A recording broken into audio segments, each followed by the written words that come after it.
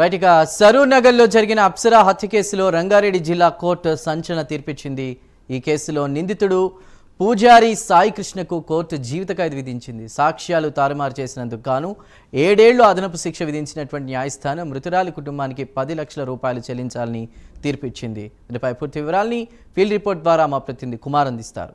కుమార్. చందు, తెలంగాణలోనే సంచలనం సృష్టించిన అప్సరా హత్య కేసులోని రంగారెడ్డి జిల్లా కోర్టు ఒక సంచలన తీర్పు అయితే ఇచ్చింది. నిందితుడు ఏదైతే పూజారి సాయి కృష్ణకు జీవిత ఖైదుతో పాటు సాక్ష్యాలు తారుమారు చేసినందుకు 7 ఏళ్లు జైలు శిక్షతో పాటు ఏదైతే కుటుంబానికి 10 లక్షల రూపాయలు ఇవ్వాలంటూ కూడా రంగారెడ్డి జిల్లా కోర్టు ఆదేశాలు అయితే జారీ చేసింది.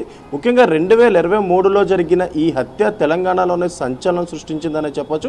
పూజారి సాయి కృష్ణకి ఏదైతే అప్సరా అనే ఆమెతోని వివాహితర సంబంధం పెట్టుకొని ముఖ్యంగా ఏదైతే ఆమెను ప్రేమించానంటూ కూడా ఆమెనైతే మోసం చేశాడు.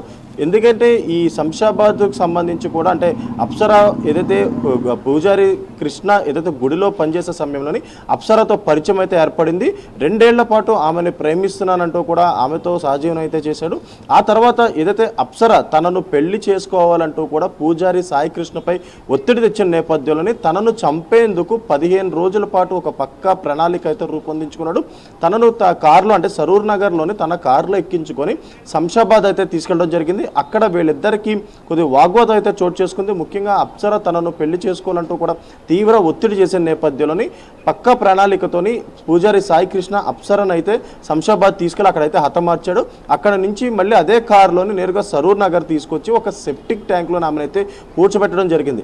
ఇమీడియట్గా దీనికి సంబంధించి కూడా ఏదైతే అప్సరా కుటుంబ సభ్యులు ఎప్పుడైతే అప్సరా కనిపించకుండా పోయిందో ఇమీడియట్గా పోలీసులను ఆశ్రయించారు. పోలీసులు ఒక కేసు కూడా నమోదు చేశారు. మొదటగా ఇది మిస్సింగ్ కేసుగా నమోదు చేసిన పోలీసులు దీనిపై లోతైన విచారణ అయితే చేశారు.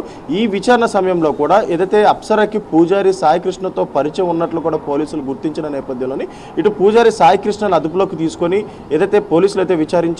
ముఖ్యంగా పూజారి సాయి కృష్ణ ఏదైతే అప్సరాని తానే చంపానంటూ కూడా ఏదైతే విచారణలో ఒప్పుకున్న తర్వాత మళ్ళీ సీన్ రీకన్స్ట్రక్షన్ అయితే పోలీసులు అయితే చేశారు.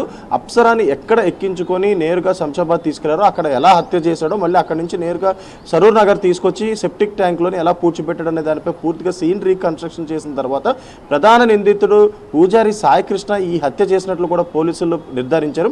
ఆ తర్వాత 2 ఏళ్ల పాటు ఈ కేసు కోర్టులో విచారణ అయితే కొనసాగింది. 2 ఏళ్ల పాటు ఈ విచారణ తదనంతరం కూడా ఈ రోజు రంగారెడ్డి జిల్లా కోర్టు సంచలన తీర్పు అయితే ఇచ్చింది. పూజారి సాయి కృష్ణకి జీవిత ఖైదు విధిస్తూ కూడా కోర్టు తీర్పిచ్చింది. అలాగే సాక్ష్యాలు తారుమారు చేసే ప్రయత్నం చేశారు కాబట్టి మరొక 7 ఏళ్లు కూడా జీవిత ఖైదు విధించింది. అలాగే మరొక పక్క అప్సరా కుటుంబానికి 10 లక్షల రూపాయలు ఏదైతే చెల్లించాలంటూ కూడా కోర్టు అయితే ఆదేశాలు ఇవ్వడం జరిగించింది. Right Kumar, thank you.